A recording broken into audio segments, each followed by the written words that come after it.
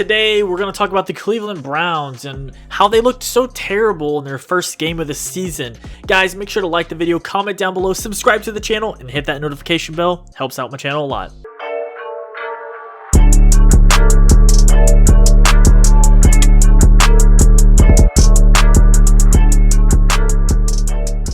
So guys, I'm going to start uploading a few more videos every week, a little bit more in the podcast type of just giving my thoughts out, and we're still going to have our weekly What Happened To videos. I know you guys love those. So guys, the Cleveland Browns had so much excitement last year before the 2019 season as they acquired Odell Beckham Jr., Olivier Vernon, Sheldon Richardson, Kareem Hunt, Morgan Burnett, Greg Robinson, Greedy Williams.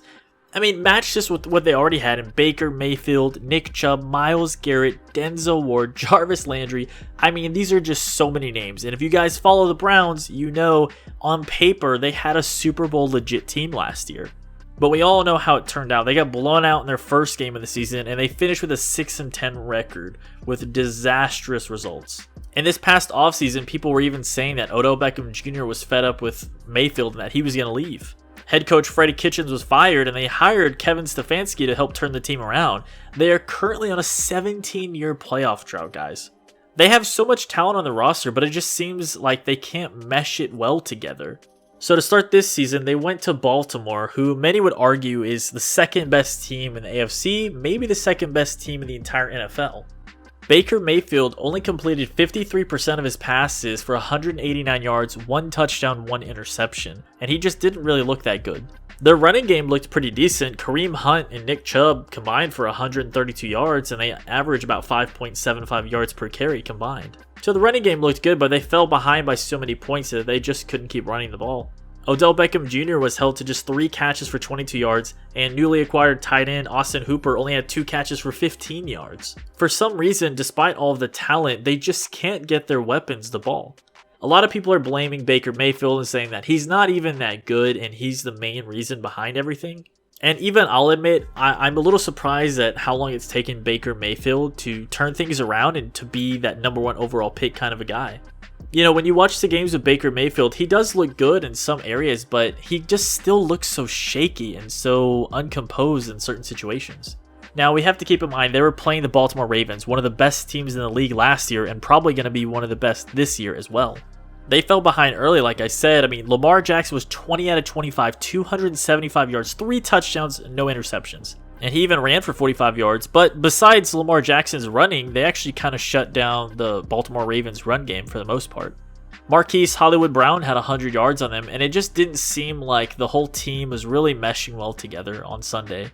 Going into week 2, they're going to be playing the Cincinnati Bengals, who have rookie quarterback Joe Burrow, and he actually played pretty decent in his first start. They actually could have had a chance to go to overtime, but their kicker missed the field goal. I think the Bengals are going to be a much better test for them as they're not as great as Baltimore, obviously, and they have a rookie quarterback they're going against. I don't have all the answers, but what I do know is that Baker Mayfield really has to start proving himself this year. He's already been in the league a couple of years, and yes, he's had a bunch of coaches that he's had to deal with, but talent-wise, when you watch him playing on the field, when a play is called, he just looks rattled. Now, all the experts on all the news networks are going crazy about him, saying that he's too short and he's not Russell Wilson, he's not Drew Brees, he's not as accurate. That's why he's not playing as well as he should be. But I'm not really too sure. I do think that this year is going to be very telling for him and his future.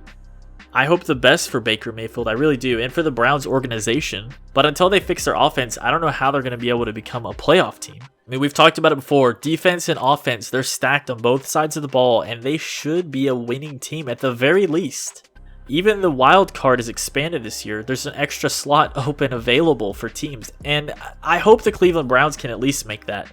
You know, just like last year, on paper, they look like a playoff team, but are they going to be able to get it together? You know, yes, there's a pandemic going on, a new coaching staff. I know all of that's tough, but at the end of the day, Baker Mayfield and Odell Beckham Jr. should be able to hook up with each other. Mayfield even said he wasn't going to force the ball into Odell and that just needs to happen naturally, that he needs to be open and he finds him. But at a certain point, you got to play better.